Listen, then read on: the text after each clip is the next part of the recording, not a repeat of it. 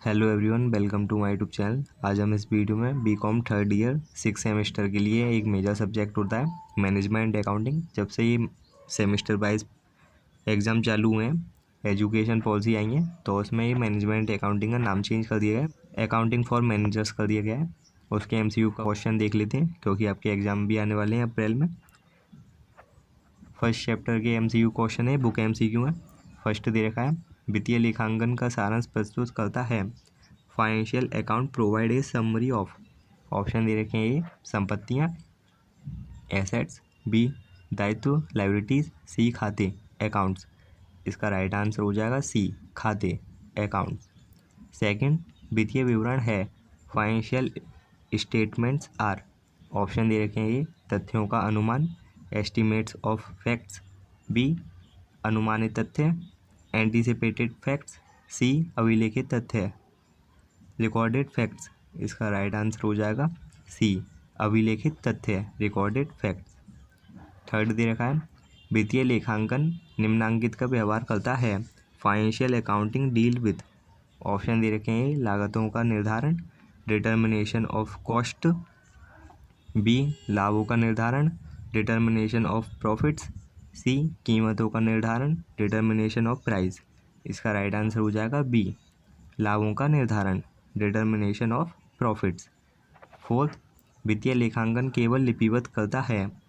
Financial accounting record only. Option दे रखे हैं वास्तविक आंकड़े, एक्चुअल फिगर्स, बी बजटेड आंकड़े, बजटेड फिगर्स, सी प्रमाप आंकड़े, स्टैंडर्ड फिगर्स। इसका राइट आंसर हो जाएगा ए वास्तविक आंकड़े, एक्चुअल फिगर्स। नेक्स्ट देख लेते हैं, फिफ्थ दे रखा है, प्रबंधकीय लेखा विधि पद का सर्वप्रथम प्रयोग किया गया था। The term management accounting was first used in. Option दे रखे हैं ए 1929, बी 1939, सी 1950। इसका राइट आंसर हो जाएगा सी 1950। 1950। सिक्स, प्रबंधकीय लेखांकन निम्न से संबंधित है। Management accounting related to. Option दे रखे हैं ए लेखांकन आंकड़ों का प्रस्तुतिकरण, presentation of accounting data, B लेखांकन आंकड़ों को लिपिबद्ध करना, recording of accounting data, C लागत आंकड़ों को लिपिबद्ध करना, रिकॉर्डिंग ऑफ कॉस्टिंग डाटा। इसका राइट आंसर हो जाएगा ए लेखांकन आंकड़ों का प्रस्तुतिकरण, प्रेजेंटेशन ऑफ अकाउंटिंग डाटा। 7, लेखांकन का सर्वप्रथम प्रयोग किया गया था। Financial account was first used in. Option दे रखे हैं A America, B England, C Italy. इसका राइट आंसर हो जाएगा सी इटली। 8, वित्तीय लेखांकन के जन्मदाता हैं। Father of financial account is. Option दे रखे हैं A Carter, B Chakrapani, C Lucas Pacioli. इसका राइट आंसर हो जाएगा सी लूकस पेसियोली। 9, कौन पहले आता है, विच कम फर्स्ट। ऑप्शन दे रखे हैं ए लागत लेखांकन, कॉस्ट अकाउंटिंग, बी प्रबंधकीय लेखांकन, मैनेजमेंट अकाउंटिंग, सी वित्तीय लेखांकन, फाइनेंशियल अकाउंटिंग। इसका राइट आंसर हो जाएगा सी फाइनेंशियल अकाउंटिंग, वित्तीय लेखांकन। 10, प्रबंधकीय लेखांकन का प्रयोग है। The use of management accounting is. Option दे रखे हैं ए अनिवार्य कंपलसरी, बी वैधानिक स्टेटूरी, सी वैकल्पिक ऑप्शनल। इसका राइट आंसर हो जाएगा सी वैकल्पिक optional. Next chapter MCQ question देख लेते हैं। फर्स्ट दे रखा है, प्रबंधकीय लेखांकन का प्रयोग है। The use of management accounting is. Option दे रखे हैं ए अनिवार्य कंपलसरी, बी वैकल्पिक ऑप्शनल, सी वैधानिक स्टेटूरी। इसका राइट आंसर हो जाएगा बी वैकल्पिक ऑप्शनल। सेकंड, प्रबंधकीय लेखांकन से संबंधित है। Management accounting is related to. Option दे रखे हैं ए लेखांकन आंकड़ों को लिपिबद्ध करना, recording of accounting data, B लागत आंकड़ों को लिपिबद्ध करना, recording of costing data, C लेखांकन आंकड़ों का प्रस्तुतिकरण, प्रेजेंटेशन ऑफ अकाउंटिंग डाटा। इसका राइट आंसर हो जाएगा सी लेखांकन आंकड़ों का प्रस्तुतिकरण, presentation of accounting data. Third, वित्तीय लेखांकन से संबंधित है। Financial accounting is related to. Option दे रखे हैं ए लागतों का निर्धारण, डिटर्मिनेशन ऑफ कॉस्ट, बी लाभों का निर्धारण, डिटर्मिनेशन ऑफ प्रॉफिट, सी कीमतों का निर्धारण, डिटर्मिनेशन ऑफ प्राइस। इसका राइट आंसर हो जाएगा बी, लाभों का निर्धारण, डिटर्मिनेशन ऑफ प्रॉफिट। फोर्थ, वित्तीय लेखांकन में लेखा किया जाता है। Financial accounting records only. Option दे रखे हैं, वास्तविक आंकड़े, एक्चुअल फिगर्स, बी बजटेड आंकड़े, बजटेड फिगर्स, सी प्रमाप आंकड़े, स्टैंडर्ड फिगर्स। इसका राइट आंसर हो जाएगा ए, वास्तविक आंकड़े, actual figures. Next chapter MCQ. वित्तीय विवरण आंकड़ों का सारांश प्रस्तुत करते हैं। Financial account provide a summary of. Option दे रखे हैं, ए खाते, अकाउंट्स, बी संपत्तियां, एसेट्स, सी दायित्व, लायबिलिटीज, डी इनमें से कोई नहीं, नन ऑफ दीज। इसका राइट आंसर हो जाएगा ए, खाते, अकाउंट्स। सेकंड, वित्तीय विवरण होते हैं। Financial statement are. ऑप्शन दे रखे हैं, ए प्रत्याशित तथ्य, एंटिसिपेटेड फैक्ट्स, बी अभिलेखित तथ्य, रिकॉर्डेड फैक्ट्स, सी तथ्यों के अनुसार, एस्टिमेट्स ऑफ फैक्ट्स, डी इनमें से कोई नहीं, नन ऑफ दीज। इसका राइट आंसर हो जाएगा बी, अभिलेखित तथ्य, रिकॉर्डेड फैक्ट्स। सी प्रतिधारित अर्जन विवरण प्रस्तुत करता है। Retained earning statement depicts. Option दे रखे हैं, ए लागतों के अनुमान, एस्टिमेट्स ऑफ कॉस्ट, बी लाभों के अनुमान, एस्टिमेट ऑफ प्रॉफिट, सी लाभों का नियोजन, एप्रोप्रिएशन ऑफ प्रॉफिट्स, डी इनमें से कोई नहीं, नन ऑफ दीज। इसका राइट आंसर हो जाएगा सी, लाभों का नियोजन, एप्रोप्रिएशन ऑफ प्रॉफिट। 4, लाभ हानि विवरण के नाम से जाना जाता है। Statement of profit and loss is also known as. Option दे रखे हैं, ए आय विवरण, इनकम स्टेटमेंट, बी अर्जन विवरण, स्टेटमेंट ऑफ अर्निंग, सी आय विवरण, स्टेटमेंट ऑफ अर्निंग, डी ये सभी, ऑल ऑफ दीज। इसका राइट आंसर हो जाएगा ए आय विवरण, इनकम स्टेटमेंट। 5, भुनाए हुए बिलों के दायित्व को कहते हैं।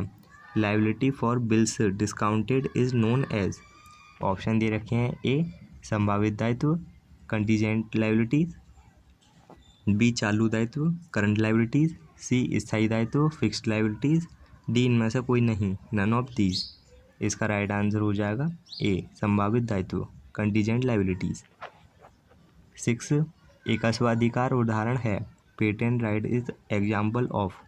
ऑप्शन दे रखे हैं, ए काल्पनिक संपत्ति, फिक्टिटियस एसेट, बी अदृश्य संपत्ति, इंटेंजिबल एसेट, सी चालू संपत्ति, करंट एसेट, डी इनमें से कोई नहीं, नन ऑफ दीज। इसका राइट आंसर हो जाएगा बी अदृश्य संपत्ति, इंटेंजिबल एसेट। 7, प्रारंभिक व्यय हैं। Preliminary expenses is.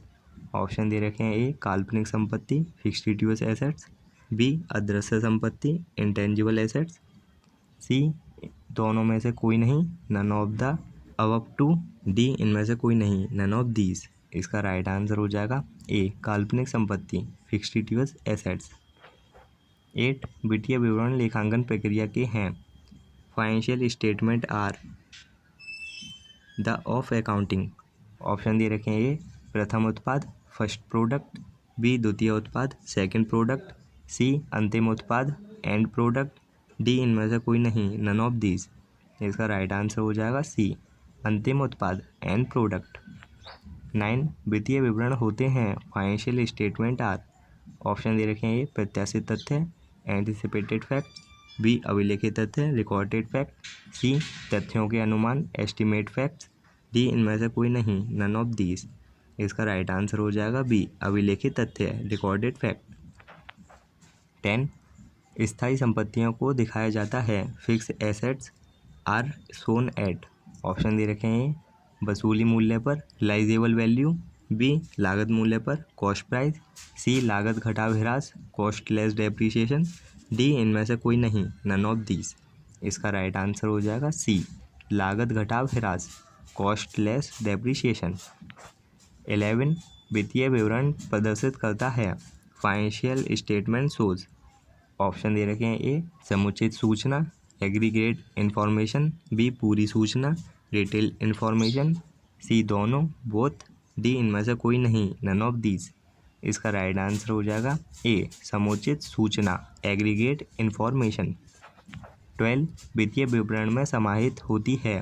Financial statement contain.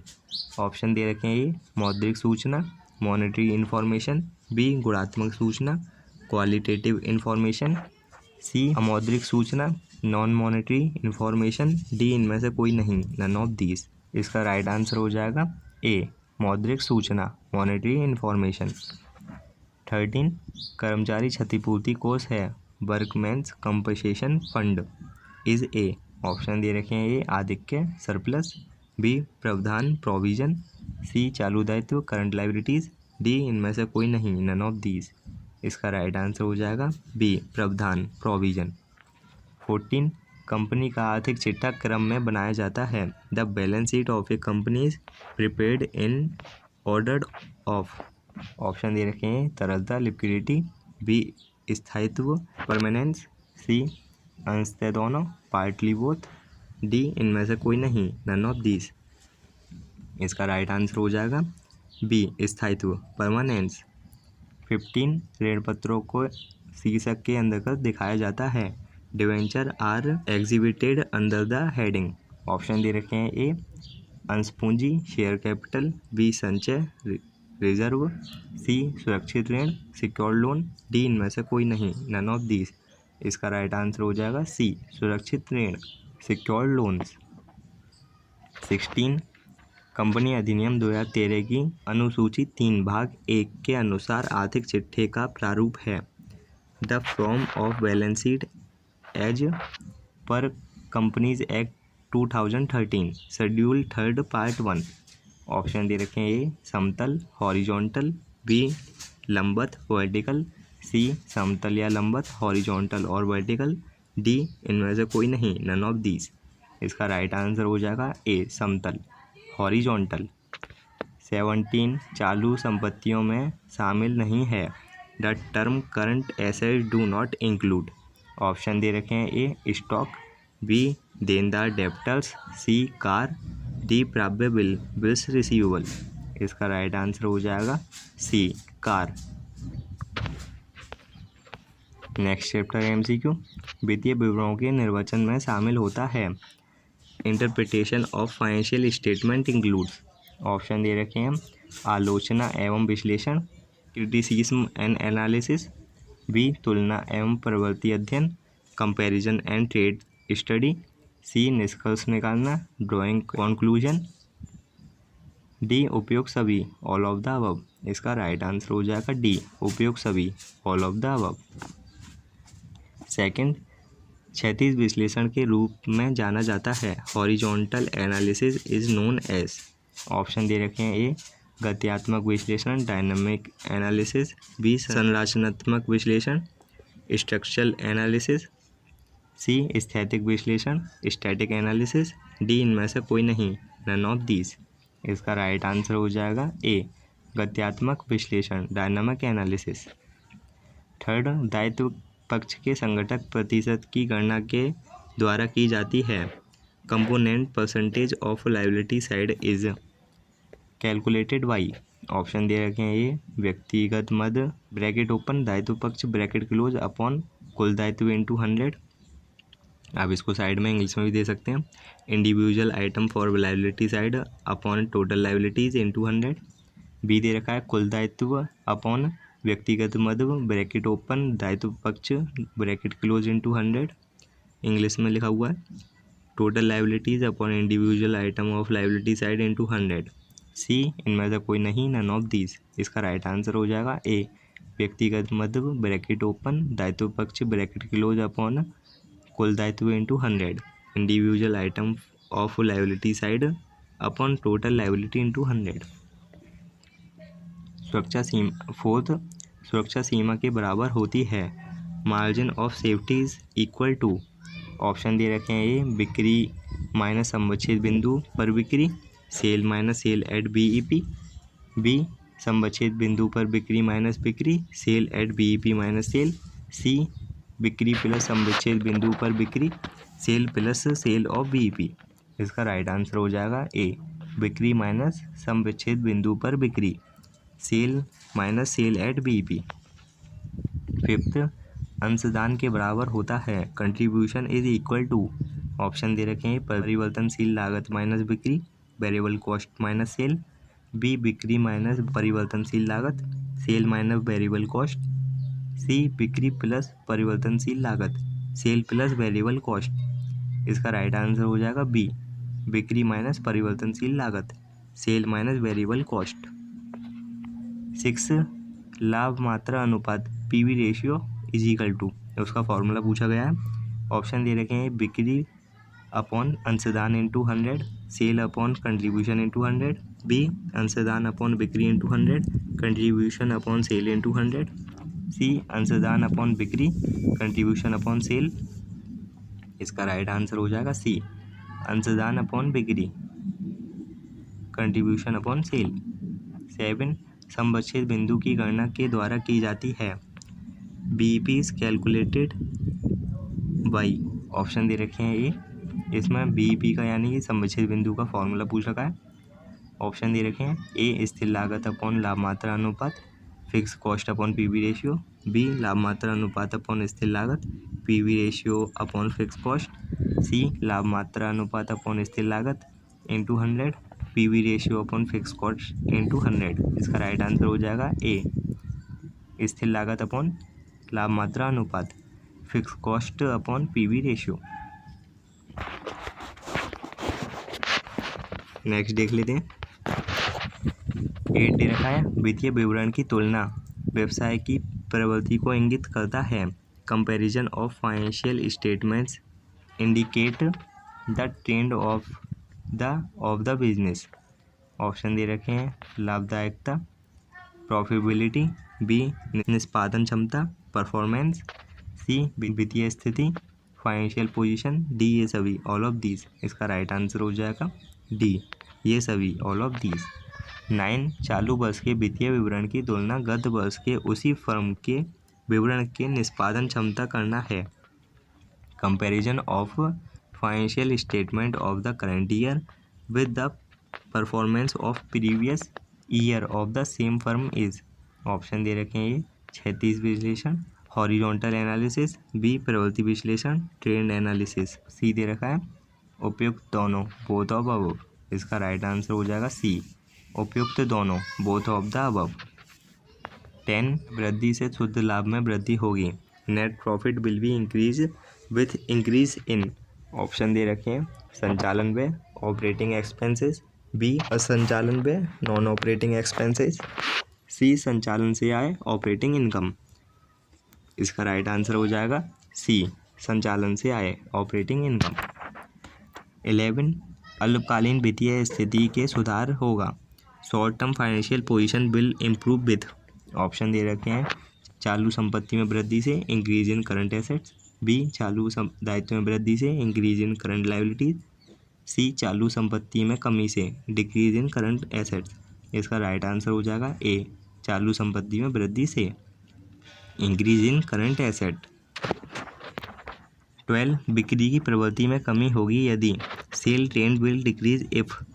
Option दे रखे हैं ये बिक्री की मात्रा घटती है quantity of sale decrease, B बिक्री की मूल्य घटता है सेल प्राइस डिक्रीज, सी अभावपूर्ण विज्ञापन नीति अपनाई जाती है effective advertisement policy is adopted, D उपयोग सभी ऑल ऑफ द अबव। इसका राइट आंसर होगा डी उपयोग सभी ऑल ऑफ द अबव। 13 में परिवर्तन होने से उत्पादन लागत अपरिवर्तित रहेगी। Cost of production will not change with the change in. Option दे रखे हैं ये वेज मजदूरी, बी अप्रत्यक्ष व्यय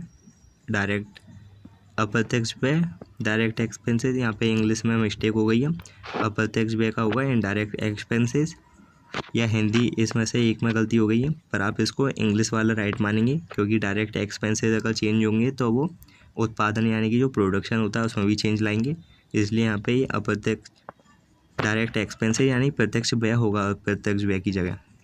सी बिक्री व्यय सेलिंग एक्सपेंसेस, डी निर्माण व्यय मैन्युफैक्चरिंग एक्सपेंसेस। इसका राइट आंसर हो जाएगा सी बिक्री व्यय selling expenses. Next chapter MCQ first दे रखा है निम्नलिखित संपत्तियों में से कौन संपत्ति अमल परीक्षण अनुपात की गणना करने के लिए त्वरित चालू संपत्ति नहीं है। Which of the following assets is not a quick current assets for the purpose of calculate acid test ratio. Option दे रखे हैं रोकड़ कैश, बी अल्पकालीन प्राप्यबिल शॉर्ट टर्म VR, सी रहतियाँ स्टॉक, डी देनदार डेप्टर्स। इसका राइट आंसर हो जाएगा सी रहतियाँ स्टॉक। सेकंड, स्कंद आवर्त अनुपात है stock turnover ratio is. Option दे रखे हैं ए तरलता अनुपात लिक्विडिटी रेशियो, बी लाभदायकता अनुपात प्रॉफिटेबिलिटी रेशियो, सी शोधन क्षमता अनुपात सॉल्वेंसी रेशियो, डी लाभदायकता अनुपात प्रॉफिटेबिलिटी रेशियो। यहाँ पे दो बी और डी रिपीट हो गए। इसका राइट आंसर हो जाएगा बी और डी बोथ लाभदायकता अनुपात प्रॉफिटेबिलिटी रेशियो। थर्ड, संचालन अनुपात है ऑपरेटिंग रेशियो इज। ऑप्शन दे रखे हैं ए लाभदायकता अनुपात प्रॉफिटेबिलिटी रेशियो, बी क्रियाशीलता अनुपात एक्टिविटी रेशियो, सी शोधन क्षमता अनुपात सॉल्वेंसी रेशियो। इसका राइट आंसर हो जाएगा बी क्रियाशीलता अनुपात एक्टिविटी रेशियो। 4, निम्नलिखित में से कौन आदर्शतम चालू अनुपात है। Which of the following is ideal current ratio. Option दे रखे हैं ए 1:1, बी 2:1, सी 1:2। इसका राइट आंसर हो जाएगा बी 2:1। 5th, आदर्शतम अम्ल परीक्षण अनुपात होता है ideal acid test ratio is. Option दे रखे हैं 1:1, बी 1:2, सी 2:1। इसका राइट आंसर हो जाएगा ए 1:1। 6, चालू अनुपात है करंट रेशियो इज। ऑप्शन दे रखे हैं ए लाभदायकता अनुपात, बी शोधन क्षमता अनुपात, सी क्रियाशीलता अनुपात, A profitability ratio, B solvency ratio, C activity ratio. इसका राइट आंसर हो जाएगा बी शोधन क्षमता अनुपात सॉल्वेंसी रेशियो।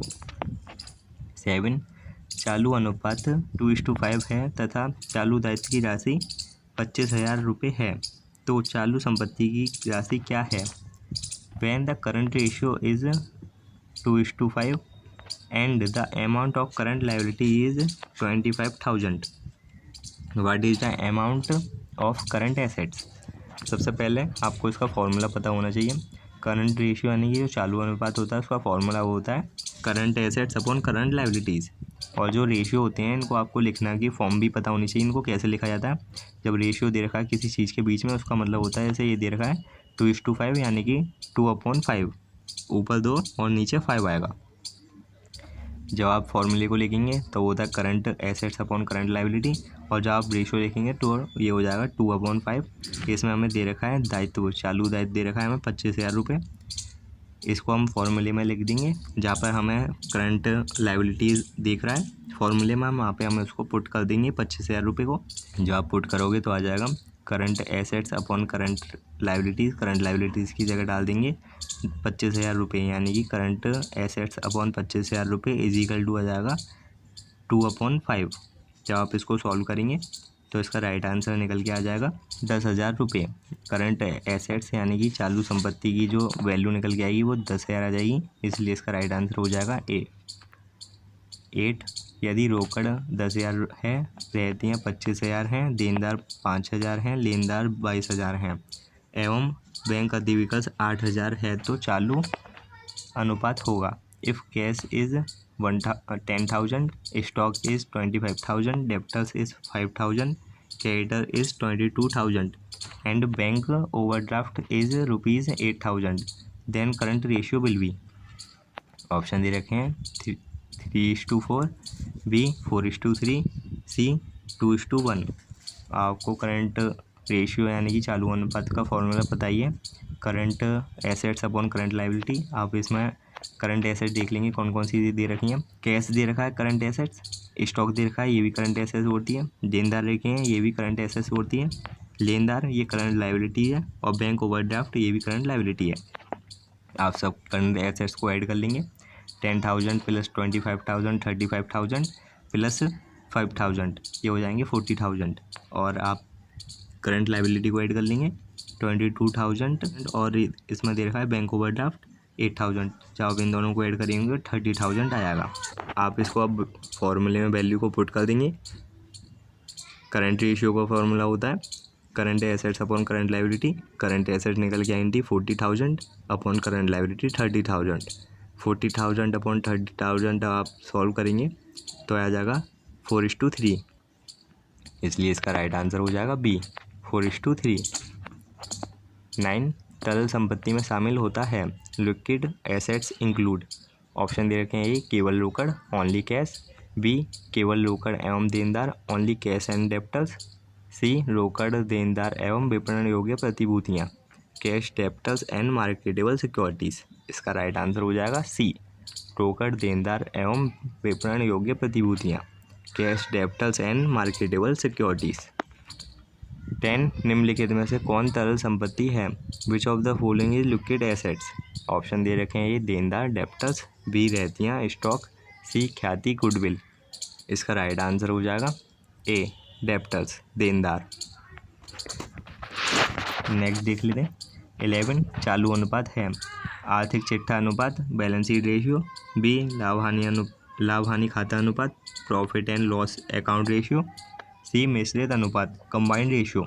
इसका राइट आंसर हो जाएगा ए आर्थिक चिट्ठा अनुपात। 12 चालू अनुपात की गणना करते समय निम्नलिखित में कैसे ध्यान नहीं रखा जाता, which of the following is not taken into account by calculating current ratio, option दे रखे हैं ये देनदार डेप्टर्स, बी लेनदार क्रेडिटर्स, सी उपस्कर furniture, D bank overdraft bank अधिविकल्स। बीओडी की फुल फॉर्म होती है बैंक ओवरड्राफ्ट। इसका राइट आंसर हो जाएगा सी उपस्कर फर्नीचर, क्योंकि फर्नीचर एक फिक्स एसेट्स है। 13 त्वरित अनुपात की गणना करते समय निम्नलिखित में कैसे ध्यान में नहीं रखा जाता है, which of the following is not taken into account while calculating quick ratio. ऊपर देखा था हमें करंट रेशियो, उसमें फिक्स एसेट दे रखी थी, फर्नीचर वो नहीं आती है, और यहाँ पर दे रखा है हमें क्विक रेशियो में किसी को इंक्लूड नहीं करते हैं। इसमें ऑप्शन दे रखे हैं ये रोकड़ शेष कैश बैलेंस, बी बैंक शेष बैंक बैलेंस, सी लेनदार creditors, D bank overdraft bank अधिविकल्स। इसका राइट आंसर हो जाएगा डी बैंक अधिविकल्स बैंक ओवरड्राफ्ट, जिसको शॉर्ट में कहते हैं बीओडी। 14 यदि प्रारंभिक रहतियाँ 50,000 रुपये, अंतिम रहतियाँ 60,000 रुपये एवं बेचे गए माल की लागत 2,20,000 रुपये है तो रहतियाँ आवर्त अनुपात होगा। If opening stock is 50,000, closing stock is 60,000 and cost of goods sold is 2,20,000 then turnover ratio will be. Option दे रखे हैं 2 बार 2 टाइम्स, बी 3 बार 3 टाइम्स, सी 4 बार 4 टाइम्स। सबसे पहले आपको इसका फॉर्मूला पता होना चाहिए। स्टॉक टर्नओवर रेशियो का फॉर्मूला होता है COGS यानी cost of goods sold upon average stock. Average stock निकालने का फॉर्मूला भी आपको पता होना चाहिए, opening stock plus closing stock upon 2। सबसे पहले इसमें हम एवरेज स्टॉक कैलकुलेट कर लेते हैं। इसमें हमें प्रारंभिक रहतियाँ दे रखी हैं यानी कि ओपनिंग स्टॉक, और अंतिम रहतियाँ दे रखी हैं क्लोजिंग स्टॉक। इन दोनों को ऐड कर देंगे, 50,000 एंड 60,000 ऐड करेंगे तो आप हो जाएगा 1,10,000 अपॉन 2 कर देंगे तो आ जाएगा 55,000। इसके बाद आपको COGS तो यानी कि दे ही रखा है, इसमें बेचे गए माल की लागत यानी कॉस्ट ऑफ गुड्स सोल्ड। अब आप इसको वैल्यू को पुट कर देंगे फॉर्मूले में, cost of goods sold upon average stock. Cost of goods sold की जगह डाल देंगे 2,20,000 अपॉन कर देंगे 55,000। जब आप इसको सॉल्व करेंगे आपके पास आ जाएगा 4, यानी कि इसका राइट आंसर हो जाएगा सी 4 बार 4 टाइम्स। 15 निम्नलिखित में कौन व्यय संचालन व्यय नहीं है, which of the following expenses is not operating expenses. Option दे रखे हैं ये विज्ञापन एडवर्टाइजमेंट, बी वित्तीय व्यय फाइनेंस एक्सपेंस, सी सैलरी वेतन, डी पुराने फर्नीचर की बिक्री पर हानि loss on sale of old furniture. इसका राइट आंसर हो जाएगा डी पुराने फर्नीचर की बिक्री पर हानि loss on sale of old furniture. 16 देनदार आवर्त अनुपात की गणना की जाती है, debtors turnover ratio is calculated by. Option दे रखे हैं credit sale upon average debtors, B total sale upon average debtors, C credit sale upon debtors into 12। इसका राइट आंसर हो जाएगा A credit sale upon average debtors. 17 यदि वर्ष की शुद्ध बिक्री 2,50,000 रुपये तथा देनदार 50,000 हैं तो औसत वसूली अवधि होगी। If net cell of the year is 2,50,000 and debtors 50,000, then average collection period will be। सबसे पहले आपको एवरेज कलेक्शन पीरियड का फॉर्मूला पता होना चाहिए। एवरेज कलेक्शन पीरियड यानी कि औसत वसूली अवधि का फॉर्मूला होता है डेप्टर्स प्लस BR, जिसको बिल्स रिसीवेबल कहते हैं, अपॉन नेट क्रेडिट सेल, और इनटू कर देते हैं। अगर आपको डे में पूछा है तो 365, अगर आपको वीक में पूछा है आंसर तो 52, अगर आपको मंथ में पूछा है तो 12 आंसर में दे रखे होते हैं। उसके हिसाब से इसमें 365, 52 और 12 से इंटू कर देते हैं। इसमें देख लेते हैं, हमें डे में पूछा है इसलिए इसके फॉर्मूले में हम 365 से इंटू कर देंगे। फॉर्मूला हो जाएगा इसका debtors upon net credit sale into 365। आप इसको वैल्यू को पुट कर देंगे फॉर्मूले में, 50,000 रुपये अपॉन 2,50,000 रुपये इंटू 365। जब आप इसको सॉल्व करेंगे तो आ जाएगा 73। इसका राइट आंसर हो जाएगा C, 73 दिन, 73 डेज। 18 सकल विनियोजित पूंजी बराबर होती है gross capital employed is equal to. Option दे रखे हैं, कुल संपत्तियाँ, कुल स्थायी संपत्तियाँ, टोटल फिक्स एसेट्स, B कुल चालू संपत्तियाँ, टोटल करंट एसेट्स, C कुल शुद्ध संपत्तियाँ, टोटल नेट एसेट्स। इसका राइट आंसर हो जाएगा C कुल शुद्ध संपत्तियाँ, टोटल नेट एसेट्स। 90 ऊंचा अनुपात कम लाभदायकता के साथ लागू होती है। Higher the ratio lower the profitability is applicable. Option दे रखे एप्लीकेबल टू। ऑप्शन दे रखे हैं, सकल लाभ अनुपात GP रेशियो, B शुद्ध लाभ अनुपात NP रेशियो, C संचालन अनुपात ऑपरेटिंग रेशियो। इसका राइट आंसर हो जाएगा C संचालन अनुपात operating ratio.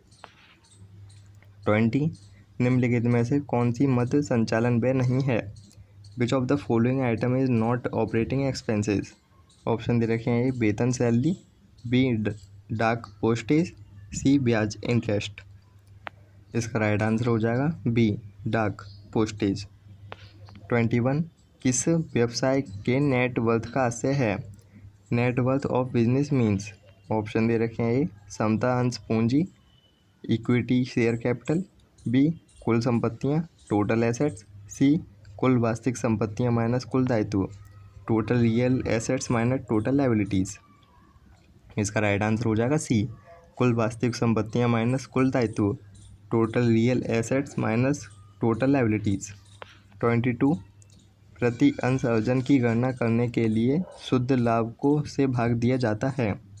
In calculation the earning per share EPS, जिसको शॉर्ट में कहते हैं, the net profit is divided by. Option दे रखे हैं, A समता अंश की संख्या से the number of equity share, B पूर्वाधिकार अंशों की संख्या से the number of the preference share, C दोनों प्रकार के अंशों की संख्या से the number of both the share.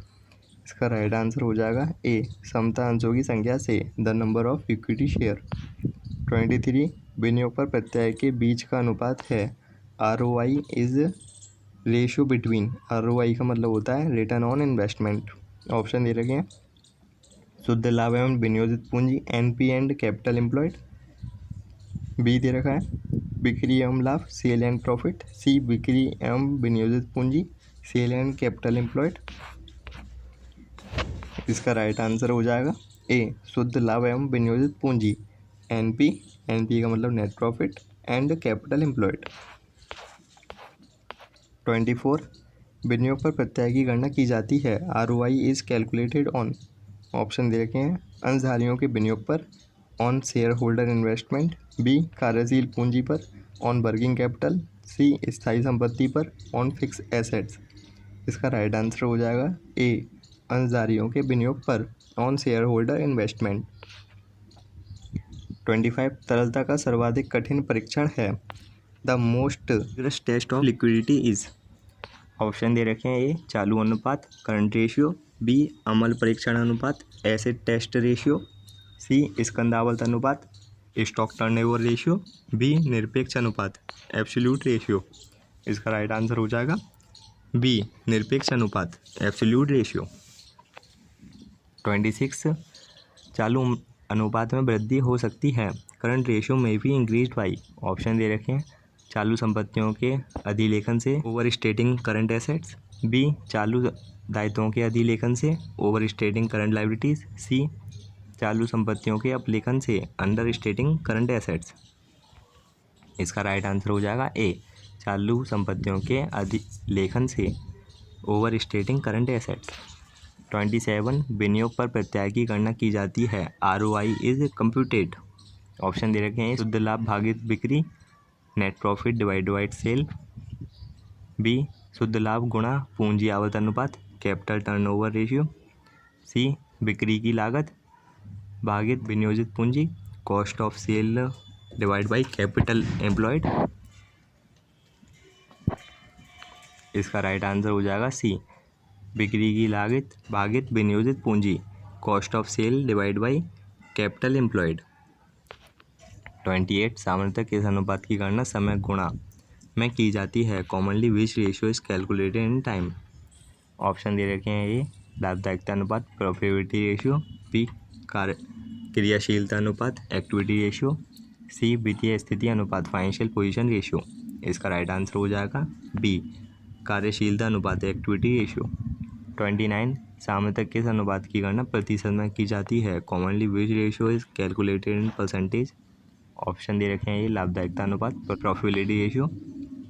B कार्यशीलता अनुपात, एक्टिविटी रेशियो। सी वित्तीय स्थिति अनुपात, फाइनेंशियल पोजीशन रेशियो। इसका राइट आंसर हो जाएगा ए लाभदायकता अनुपात, प्रॉफिटेबिलिटी रेशियो। 30 किस अनुपात में एक अव्यय एक में परिणत किया जाता है, under which ratio one component is converted in one. Option दे रखे हैं ये लाभदायकता अनुपात, प्रॉफिटेबिलिटी रेशियो। बी वित्तीय स्थिति अनुपात, फाइनेंशियल पोजीशन रेशियो। सी क्रियाशीलता अनुपात, एक्टिविटी रेशियो। इसका राइट आंसर हो जाएगा बी वित्तीय स्थिति अनुपात, फाइनेंशियल पोजीशन रेशियो। 31 देनदार में से अप्राप्य ऋण के अपलेखन से त्वरित अनुपात पर क्या प्रभाव पड़ेगा। What will be the effect on quick ratio by written off bad debts from debtors? Option दे रखे हैं ये वृद्धि इंक्रीज, बी कमी डिक्रीज, सी अप्रभावित अनअफेक्टेड। इसका राइट आंसर हो जाएगा बी कमी डिक्रीज। 32 देनदार से वसूली का चालू अनुपात का क्या प्रभाव पड़ेगा। What will be the effect of collection from debtors 1 current ratio. Option दे रखे हैं ये वृद्धि इंक्रीज, बी कमी डिक्रीज, सी कोई प्रभाव नहीं नो इफेक्ट। इसका राइट आंसर हो जाएगा सी कोई प्रभाव नहीं नो इफेक्ट। 33 निम्नलिखित अनुपात में से कौन सा अनुपात अच्छी स्थिति को प्रदर्शित करता है यदि वह ऊंचा हो। Which of the following ratio indicative favourable position if it is high. Option दे रखे हैं ये रहती आवर्त अनुपात, इन्वेंट्री टर्नओवर रेशियो। बी पूंजी आवर्त अनुपात, कैपिटल टर्नओवर रेशियो। सी विनियोग पर प्रत्याय, ROI यानी कि रिटर्न ऑन इन्वेस्टमेंट। डी उपयोग सभी, ऑल ऑफ द अबव। इसका राइट आंसर हो जाएगा डी उपयोग सभी, ऑल ऑफ द अबव। 34 निम्नलिखित में से कौन अनुपात अच्छी स्थिति को प्रदर्शित करता है यदि वह नीचा हो। Which of the following ratio is favourable indication if it is low. Option दे रखे हैं ये संचालन अनुपात, ऑपरेटिंग रेशियो। बी संचालन से लाभ अनुपात, ऑपरेटिंग प्रॉफिट रेशियो। सी स्थायी संपत्ति आवर्त अनुपात, फिक्स्ड एसेट्स टर्नओवर रेशियो। इसका राइट आंसर हो जाएगा ए संचालन अनुपात, ऑपरेटिंग रेशियो। इस वीडियो में इतने क्वेश्चन ही। अगर आपको वीडियो अच्छी लगी हो तो लाइक करें। आपके माइंड में किसी भी क्वेश्चन को लेकर कोई भी डाउट या क्वेरी है तो आप कमेंट सेक्शन में कमेंट करके पूछ सकते हैं, हम आपको उसका सोल्यूशन भी प्रोवाइड करा देंगे जिसमें आपको डाउट होगा। इसके बाद इसका नेक्स्ट पार्ट में इस पूरी बुक के MCQ कवर करा दिएंगे। हाल बुक के तो आज कंप्लीट करा दी गए हैं, हाल्फ बुक बची है, उसके MCQ इसके नेक्स्ट पार्ट में जल्द से जल्द अपलोड कर दिए जाएंगे। अगर चैनल सब्सक्राइब नहीं कर रखा है तो सब्सक्राइब कर बेल आइकन प्रेस कर लीजिए ऐसे इंपॉर्टेंट MCQ क्वेश्चनों से जुड़े रहने के लिए।